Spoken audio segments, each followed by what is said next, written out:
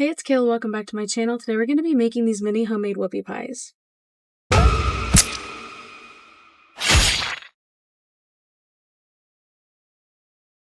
Hey guys, today we're going to be making pumpkin whoopie pies using Preppy Kitchen's recipe. I've actually followed Preppy Kitchen for a really long time, since like high school, but as always, link will be in the description below. First, we're going to start off by preheating the oven at 350 degrees Fahrenheit. In a large mixing bowl, we're going to whisk together 3 cups of all-purpose flour, 1 teaspoon of baking soda, 1 teaspoon of baking powder, 1 teaspoon of salt, 2 teaspoons of ground ginger, 1.5 teaspoons of ground cinnamon, and a 1/4 teaspoon of ground cloves. Then you're going to whisk that all together.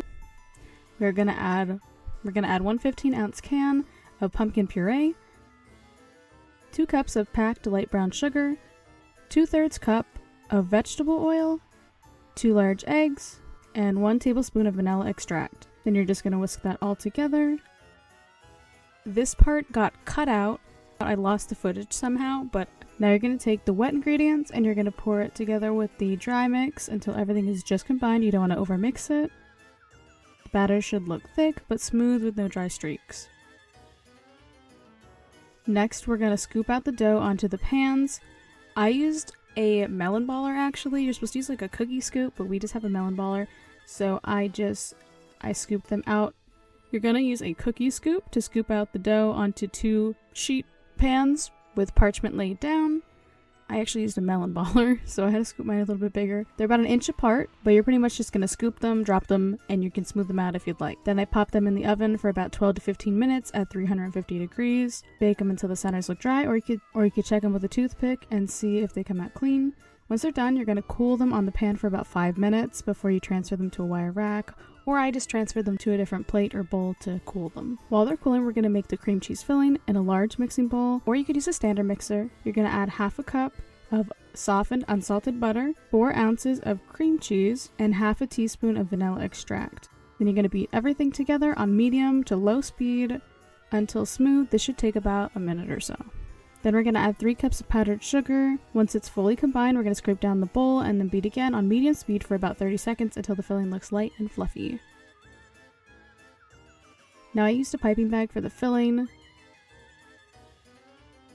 You just want to hold the cookie. You want to take the flat side and you want to put the icing on the flat side of the cookie that was touching the pan. And then you're going to take the other flat side and make a little sandwich. Kind of like a cookie sandwich if you have never seen whoopie pie. Then you're just going to press them together and we have our little whoopie pie sandwiches.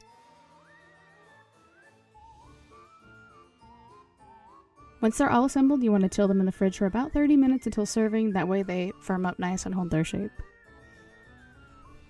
And that's it.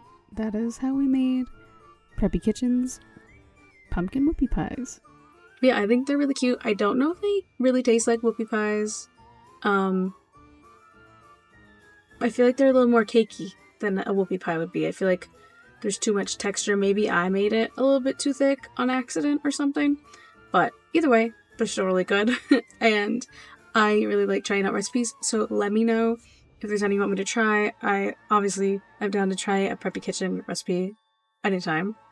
I still reference a lot of them today when I want to make a couple things like the ganache strips and stuff like that. Don't forget to like and subscribe down below for more makeup, gaming, and baking content from me this Halloween season.